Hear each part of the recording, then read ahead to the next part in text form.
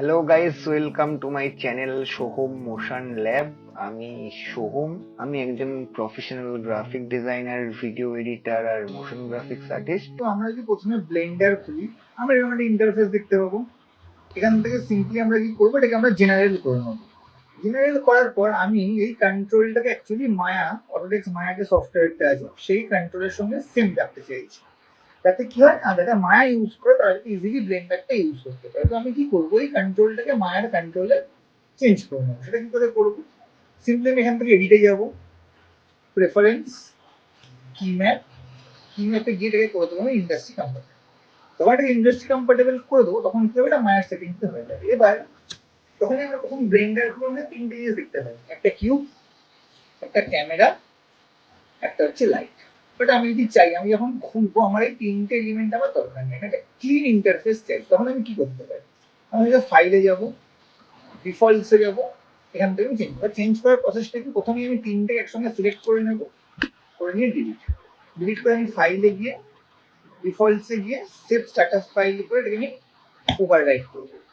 Overwrite করার পর আমি যদি ব্লেন্ডারটাকে যদি আবার রিওপেন করি, ব্লেন্ডারটাকে আমি রিওপেন করলাম, দেন জেনারেটে গেলাম, কিছু পাচ্ছি না। বাট আমি আবার যদি ফিরিয়ে আনতে যাই, তখন আমি কি করবো, সেম ফাইলে গিয়ে ডিফল্টসে গিয়ে লোড ফ্যাক্টরি সেটিংস, এটা আমার চেঞ্জ হলো।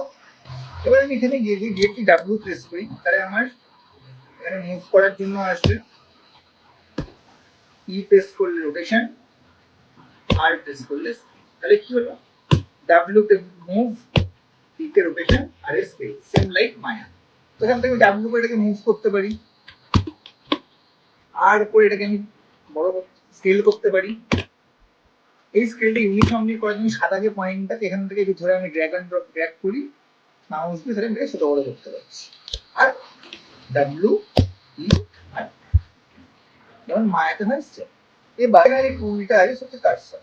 কার্সার কি, এখন যদি আমি অবজেক্ট অ্যাডে গিয়ে মেশে গিয়ে একটা সার্কেল ড্র করি, তাহলে আমি কি দেখতে পাবো, এখান থেকে সরাই, সার্কেলটা আমার এখান থেকে রাইট। তো সেম আমি যদি অ্যাডে গিয়ে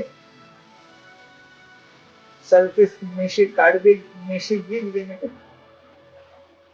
কোন ড্র করি, কোনটা ড্র হচ্ছে মিডিল দিকে, এখান থেকে। কেন, কারণ আমার কার্সার পয়েন্ট আছে এখানে, তখন আমি এই কার্সার পয়েন্টটাকে টেনে যদি আমি এখানে করে দিই, দেন যদি আমি এটা অবজেক্টকে অ্যাড করি, অ্যাড মেশ সিলিন্ডার, তখন ধরো এখানে অ্যাড, তো কার্সার পয়েন্ট আমি যেখানে রাখবো অবজেক্ট আমার সেখান থেকে অ্যাড।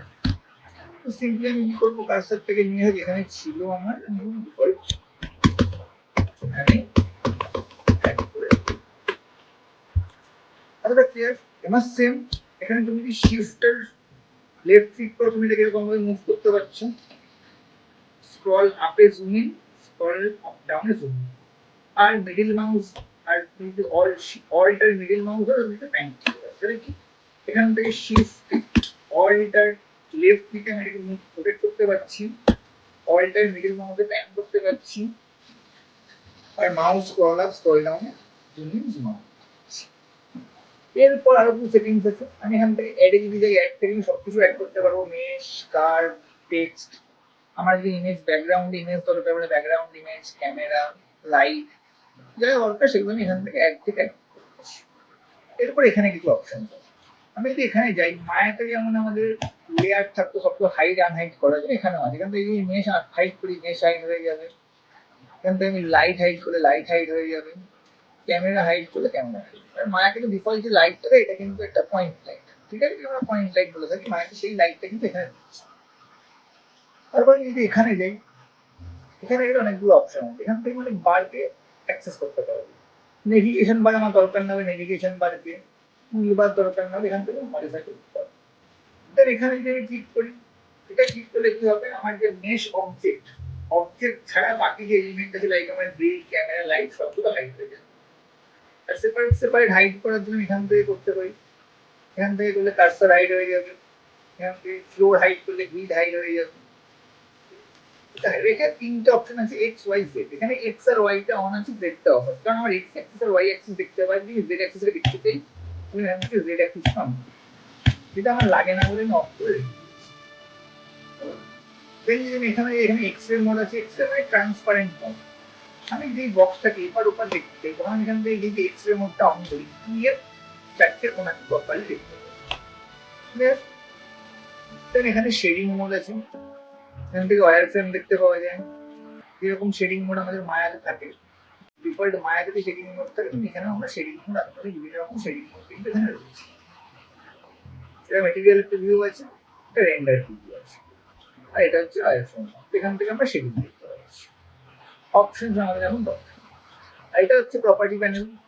এই প্রপার্টি প্যানেল থেকে প্রপার আমরা এক্স উইথ রোটেশন এখন আমরা এটা -90 করে -90 স্কেল এগুলো সব আমরা এক্সপ্রেস সব অ্যাক্সেসিবল আমরা প্রপার্টি প্যানেল থেকে অ্যাক্সেস করতে পারি। হলো আপাতত এটা হলো মায়ার দিক। এরপর এখানে যদি যাই, লেআউটের জন্য মডেলিং এর সেপারেট লেআউট আছে। এখান থেকে আমরা একটা ভার্টেক্সকে অ্যাক্সেস করতে পারছি। এটা আমরা মডেলিং এ যাই। এবার এখান থেকে এক্সট্রুড আছে, কিউব অ্যাড করার অপশন আছে, ইনসাইট আছে, বেভেল আছে, লুপ আউট, নাইফ আছে কাটার জন্য। এখানে অনেক রকম জিনিসগুলো যেগুলো আমরা আস্তে আস্তে আসবো পরে। তখন আমরা আপাতত লেআউটেই থাকবো। ওকে, তো এই হলো মোটামুটি মায়ার লেআউট। এবার অবজেক্ট মোডটাকে যদি আমরা এডিট করতে চাই তো আমরা কি করবো, সিম্পলি এখান থেকে যে এখানে এডিট মোড আছে, অবজেক্টের উপর এডিট মোডে গেলাম। এখানে যদি যাই, এখানে অনেকগুলো অপশন আছে। এটা হচ্ছে ভার্টেক্স, এটা এজ, এটা ফেস। এখান থেকে আমরা ফেস ধরতে পারছি, এখান থেকে আমরা এজ ধরতে পারছি, ডাব্লিউ প্রেস করে আমরা এজকে মডিফাই করতে পারছি। সেম ভাবে এখান থেকে ভার্টেক্স ধরতে পারছি, ভার্টেক্সকে মডিফাই করতে পারছি। যেরকম মায়াতে হতো, যারা মায়া চালিয়েছে তারা রিলেট করতে পারবে। সেম করে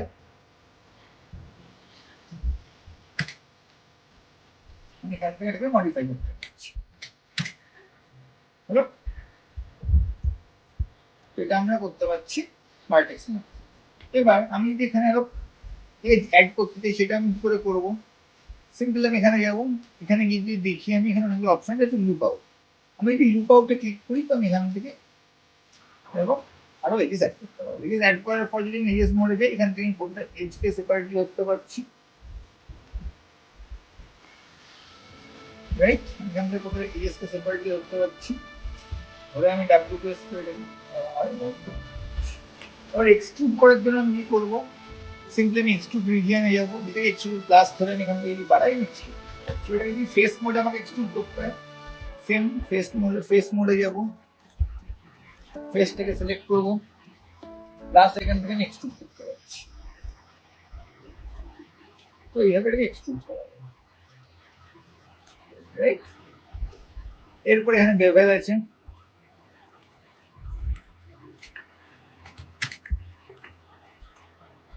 আমি এখান থেকে আবার এজ মোডে যাই,